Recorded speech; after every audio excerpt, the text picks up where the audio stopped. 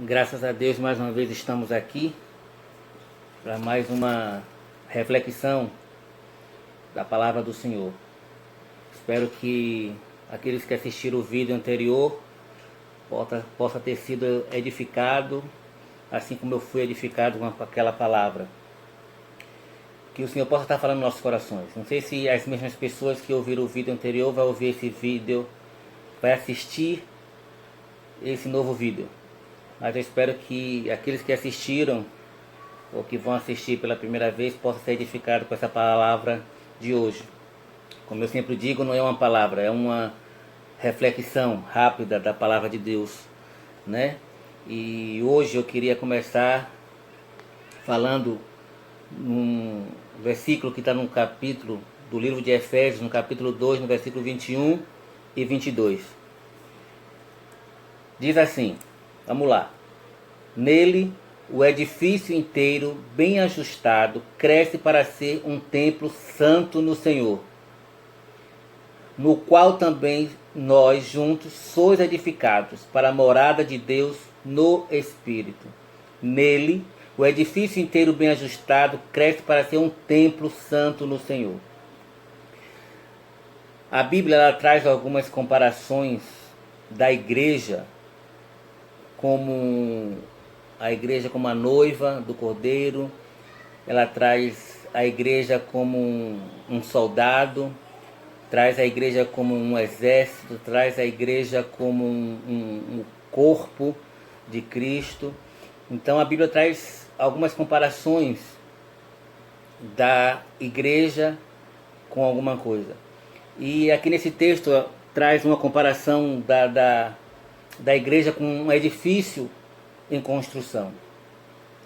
E quando a gente para analisar um edifício em construção, né, o que se faz necessário para construir um edifício, qual a base, né, qual o material que se precisa utilizar para fazer um edifício.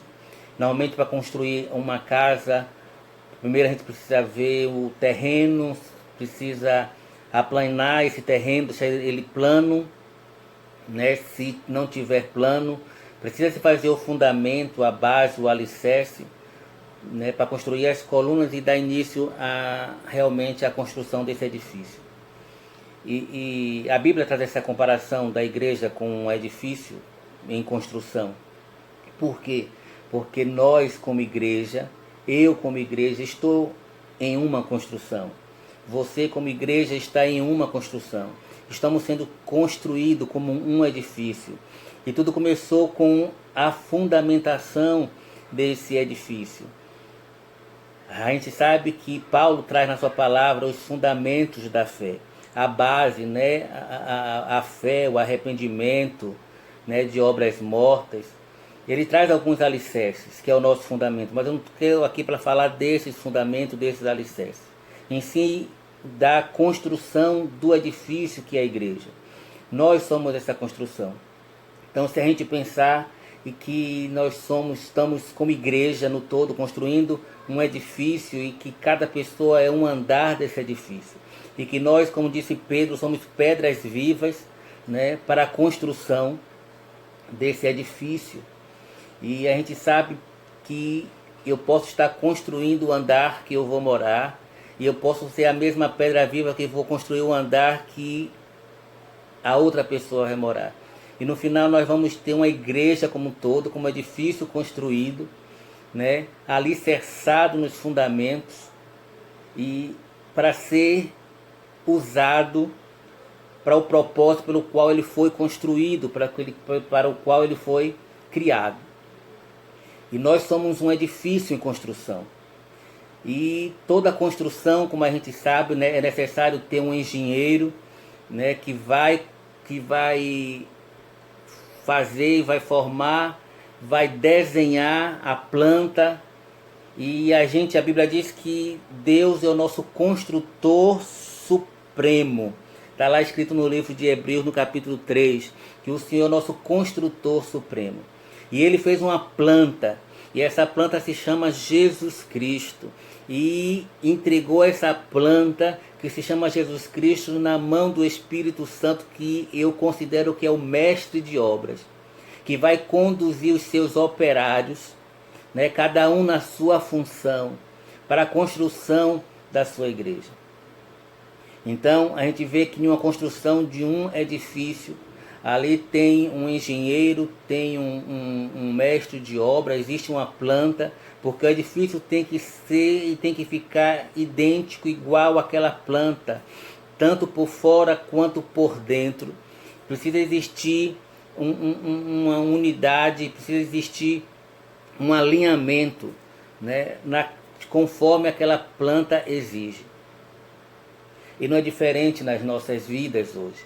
O Espírito Santo, ele está com essa planta chamada Jesus Cristo, que é a forma, né, que é o exemplo para construir as nossas vidas, para construir esse edifício, que no final de tudo vai ser um edifício que é a igreja no seu todo. É certo que ele está construindo andar por andar. Como eu disse, cada pessoa é um andar desse edifício. E nessa construção existem várias pessoas, existem várias profissões envolvidas, né? Existe, como eu disse, o engenheiro, existe o mestre de obra, existe o pedreiro, existe o auxiliar, existe o carpinteiro, existe o marceneiro, existe o pintor, existe o eletricista, existe o encanador, existem várias profissões envolvidas nessa mesma construção. E não é diferente. Como pedras vivas, nós somos, cada um na sua especialidade, sendo usado na sua função, sendo usado no seu dom, no seu talento, mas todos com o mesmo propósito, todos com o mesmo objetivo, que cheguemos ao final dessa construção, desse edifício, e que cada um de nós vamos chegar à estatura de varão perfeito, vamos chegar verdadeiramente à imagem e semelhança do Senhor Jesus Cristo. E quando se inicia uma obra, seja ela um edifício, seja uma casa, né, nós queremos que ela fique idêntica como nós desejamos.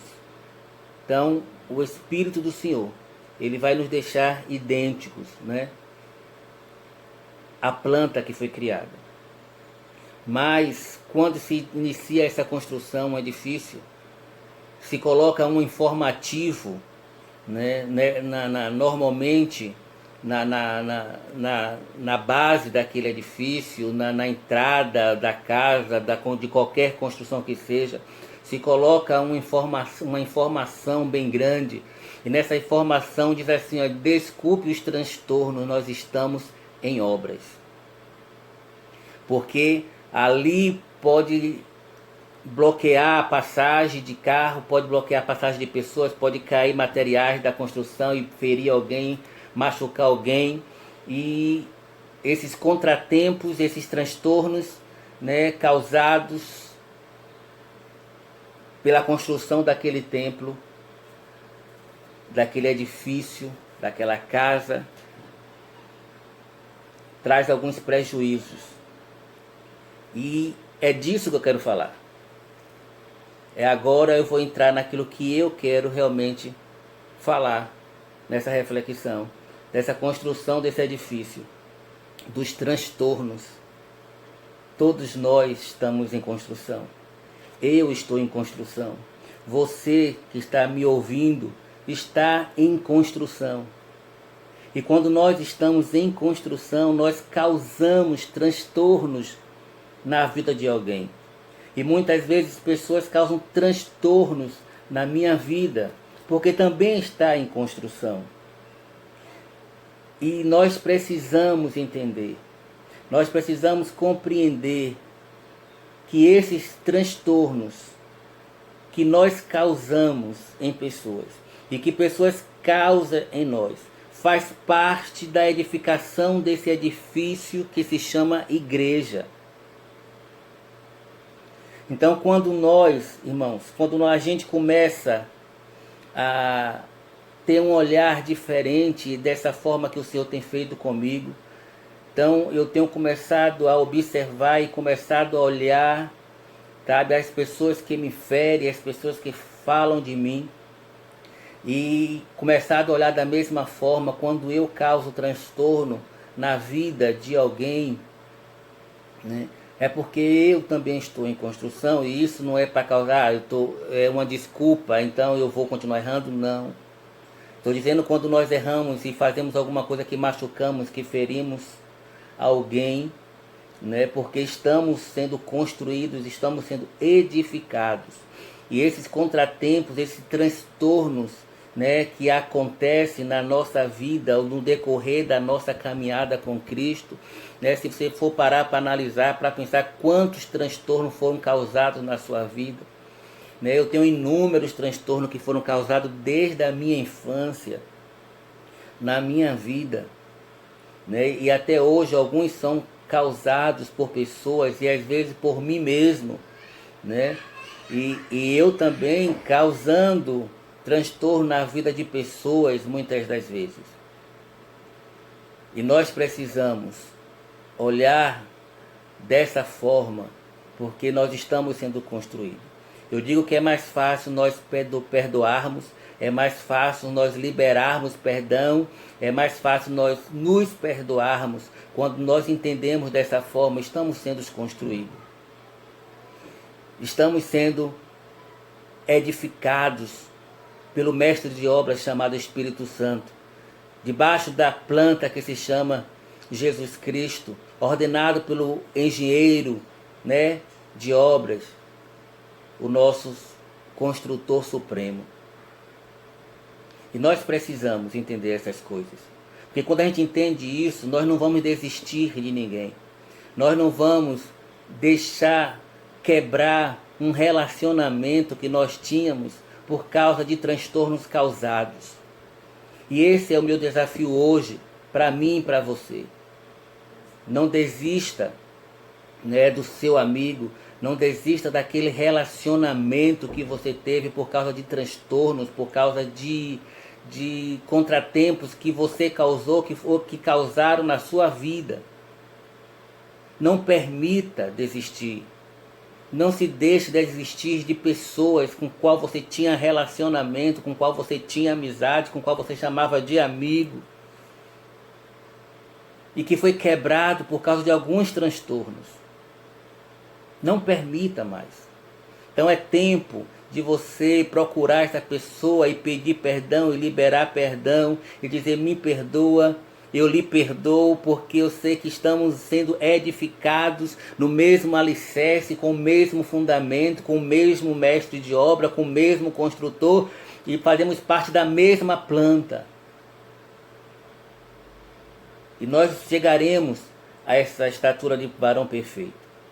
Porque o próprio Deus diz na sua palavra que Ele vai tirar de nós todas as manchas, todas as máculas, todas as rugas e vai nos deixar irrepreensível.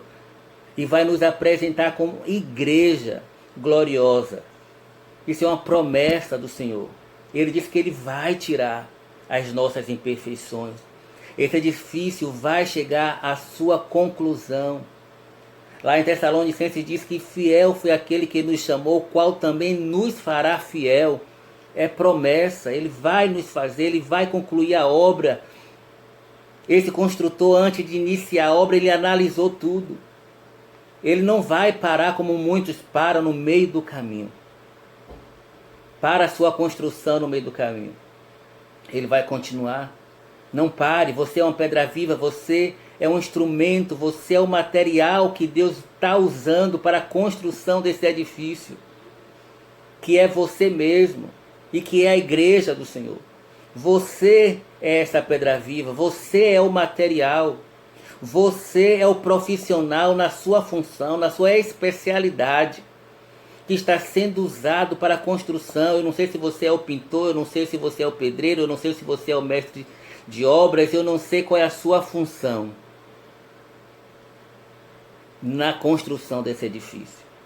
Talvez o seu andar já esteja mais concluído, já esteja com piso, já esteja com encanação, com a eletricidade. Talvez o andar de cima ainda não, ou o vizinho do lado, né? Existem diferenças de de parte da edificação.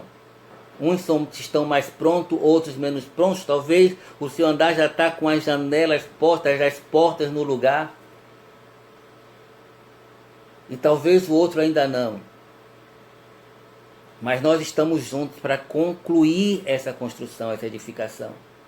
Então o que eu quero dizer é que você não desista de nenhum relacionamento, que você não desista de nenhuma pessoa, porque Jesus nunca desistiu. Jesus, ele nunca desistiu de ninguém.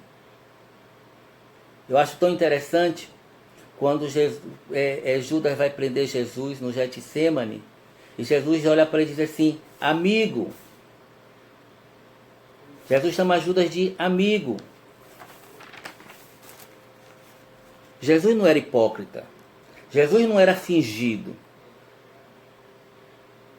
Jesus considerava Judas como verdadeiro amigo. Judas não tinha Jesus como seu amigo, mas Jesus, mesmo sendo traído por ele, chamou ele de amigo. Jesus deu os mesmos ensinamentos que deu a todos os discípulos, deu a Judas. Jesus nunca desistiu de nenhum dos seus relacionamentos.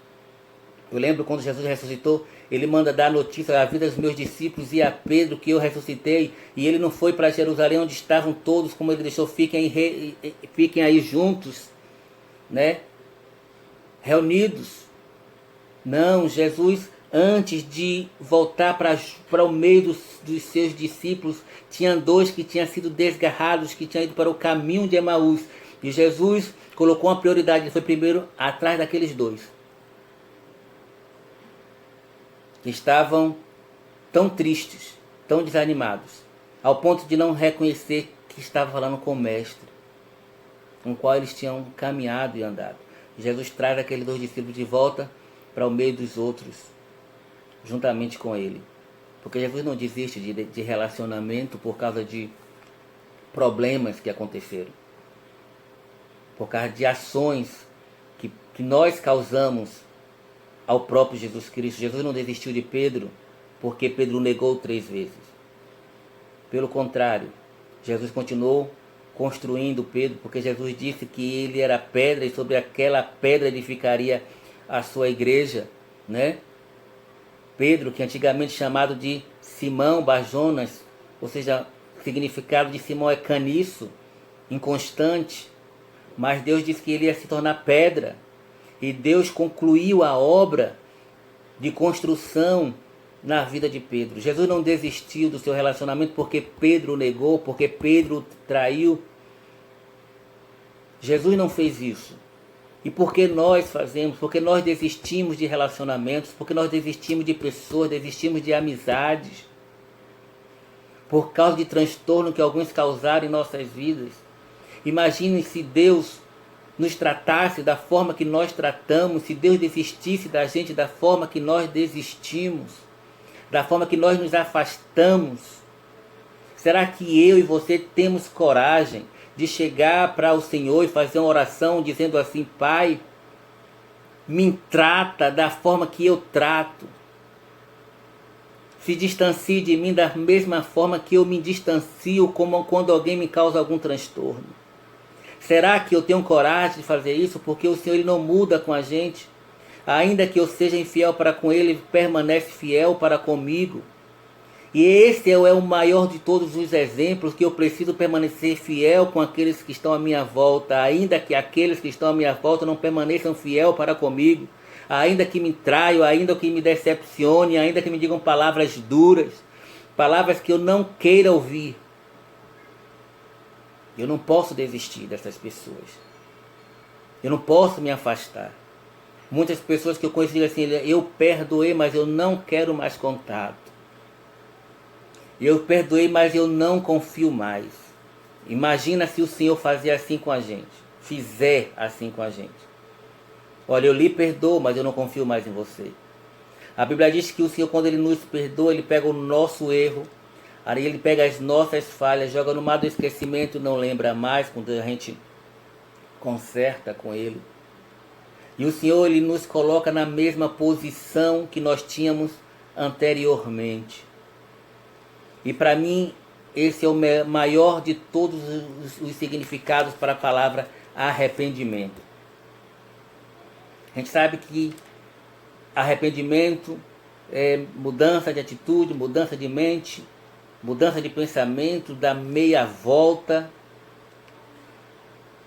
É o metanoia, como todos nós sabemos. Mas para mim, a melhor definição para arrependimento é colocar a pessoa na posição que a pessoa tinha antes com você, antes do erro. Então, se é o marido, ele precisa ocupar o lugar de marido. Se a esposa precisa perdoar e ocupar o lugar de esposa. Se é filho, precisa ocupar o lugar de filho. Se é líder, se faz parte de uma liderança, precisa ser perdoado e ocupar o lugar de antes. Isso é perdão.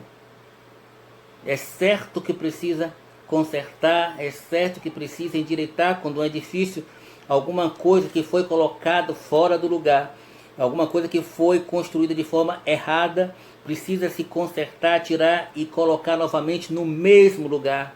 Se uma tomada foi colocada no lugar errado ou foi colocada com defeito, com problema, precisa tirar, consertar e colocar ela no lugar novamente da tomada. Isso é perdão. Isso é arrependimento. Então não importa o transtorno que o outro lhe causou. Não importa o transtorno que você causou. O que mais importa é que eu e você precisamos consertar, não desistir de ninguém. Não temos esse direito. Como o exemplo de Jesus Cristo que nos trata dessa forma. Quando Deus jogou o nosso pecado no esquecimento, como eu estava dizendo, para Deus acabou. Acabou. Às vezes nós tratamos assim, quando o meu filho erra, eu digo de novo, o mesmo erro, pecou novamente, errou novamente. Mas Deus não é assim. Para Deus, é a primeira vez que você errou. Ele não vai jogar na sua cara que você errou de novo. Porque a Bíblia diz que ele jogou no mar do esquecimento e não lembra mais. Então não existe a segunda vez para Deus, do seu erro. Sempre vai ser a primeira vez. E é assim que nós devemos ser com a pessoa. Então a pessoa erra, a primeira erra, a segunda erra, a terceira, e para a gente vem a quarta, a quinta, a sexta, a sétima, não. Não pode desistir dessa pessoa. Ainda que a pessoa desista, como Judas desistiu e tirou a própria vida, mas Jesus não desistiu dele em momento nenhum. Ainda que ele tenha desistido de ser discípulo, Jesus não desistiu dele. Assim como ele não desistiu dos outros. Ele não desistiu de Tomé, que era incrédulo. Ele não desistiu de Pedro, que o traiu. Daqueles que se distanciaram pelo medo. Jesus continuou fazendo as coisas que ele veio fazer com o propósito que ele tinha. Independente dos transtornos que estavam sendo causados na vida dele. E olhe que Jesus não causou transtorno na vida de ninguém, né? Até certo ponto ele não causou. Ele veio falar o que era correto. As pessoas que causaram transtorno em si próprio porque não aceitavam a verdade que ele falava. As verdades. E é assim mesmo. Às vezes, pelo fato de você falar a verdade, ser transparente, ser verdadeiro, muitas vezes esses transtornos acontecem. Mas como eu disse, faz parte. É necessário para que o objetivo final seja concluído, que é a construção desse edifício, que é a igreja do Senhor. Então, irmãos, eu quero deixar você que está ouvindo esse vídeo, vai assistir, não sei quando, mas eu espero que chegue até você. E eu quero deixar esse desafio. Procura a pessoa que você tinha relacionamento e que você deixou de ter por causa de algum transtorno. E eu quero dizer aqui algo assim muito sério, não importa a posição que você ocupe nessa construção. Não importa a sua posição. O que importa é que você precisa consertar e dizer: me perdoe pelo contratempo que eu causei na sua vida. Olhe, eu estou em obras. Eu estou sendo edificado como você está sendo edificado. Não tem ninguém melhor do que ninguém. Você pode ter uma posição de pastor, de profeta, de apóstolo, de mestre. Mas se você causou um transtorno na vida de alguém, você precisa pedir perdão por esse transtorno causado. E levar essa pessoa a ter a mesma posição que ela tinha antes contigo, de relacionamento, de amizade. Assim como o Senhor faz conosco. Ninguém quer que Jesus, quando a gente fere o Espírito Santo com nossos erros, quando a gente machuca o Espírito Santo, quando a gente não vive os princípios da palavra de Deus estabelecido, muitas das vezes, a gente não quer que o Senhor nos trate dessa forma. A gente não sai falando para ninguém ou espalhando os nossos erros, né? A gente não quer que ninguém saiba daquilo que nós fizemos ao Espírito Santo ou à pessoa. Mas muitas vezes nós saímos, quando a pessoa causa um transtorno na gente, a gente sai espalhando, falando e causando, né, danos maiores ainda. Essa não é a forma. Então não importa a posição que você tenha. Você simplesmente possa ser aquela pessoa que está abrindo o portão e fechando o portão para as pessoas entrarem com material para a construção. Talvez você seja o mais responsável, né, na sua função para a edificação desse edifício. Mas se você causou transtorno, conserte. E se algumas pessoas causou transtorno em você, conserte. A Bíblia diz: vá até ele. Não espere ele vir até você. Vá até ele. Esse é o desafio que eu quero deixar para você. Não desista do seu relacionamento. Não desista da sua amizade. Não desista de ninguém. Não temos esse direito de desistir de pessoas por causa dos problemas, por causa dos erros causados. Não podemos, não devemos, não cabe a mim e a você desistir desses problemas. Desistir dos problemas, não, desistir das pessoas que nos causaram os problemas. Então vá em frente. Eu quero deixar esse desafio aqui. Procure. Quando você ouvir esse vídeo, procure a pessoa. Procure. Faça isso. E volte. E coloque essa pessoa na posição que a pessoa tinha antes. Contigo. Ah, mas eu não confio. Essa pessoa ainda não mostra frutos dignos de arrependimento. E daí? Permaneça fiel. Ainda que o outro não seja fiel para com você. A planta é Jesus Cristo. O exemplo é Jesus Cristo. E se você quer ser discípulo, e se você quer fazer parte desse edifício, é assim que você deve se comportar. Como ele se comportou. É assim que a gente diz que a gente quer ter a mente de Cristo.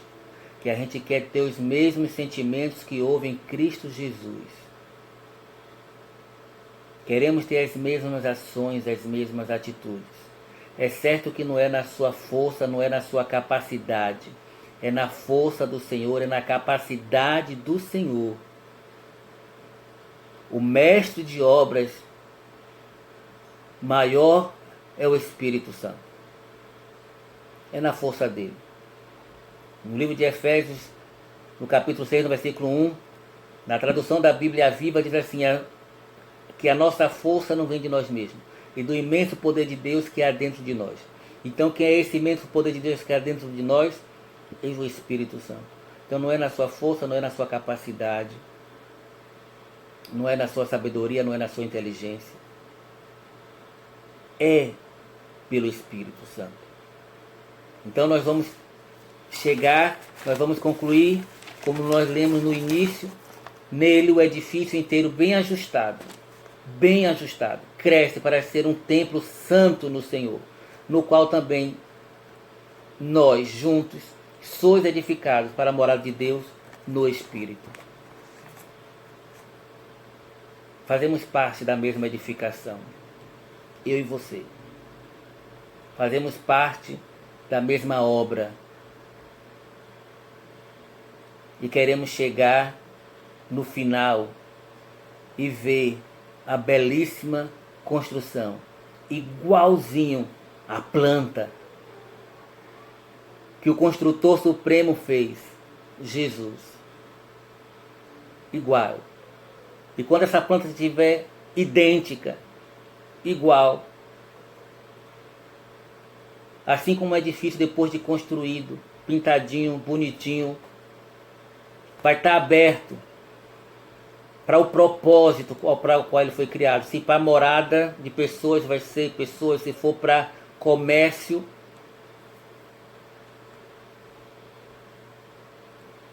mas nós fomos criados para um propósito nesse edifício. E nós vamos chegar lá, em nome de Jesus. Eu e você. Como eu disse, fiel foi aquele que nos chamou, o qual também nos fará fiel. Promessa de Deus. Amém? Então, não esqueça do desafio. Se você causou transtorno na vida de alguém, e se alguém causou transtorno na sua vida, porque você e eu estamos sendo construídos, não deixe passar. Não deixe mais o sol se pôr sobre a sua ira. Vá até a pessoa e diga: me perdoe pelo transtorno. Eu te perdoo pelos transtornos que você me causou.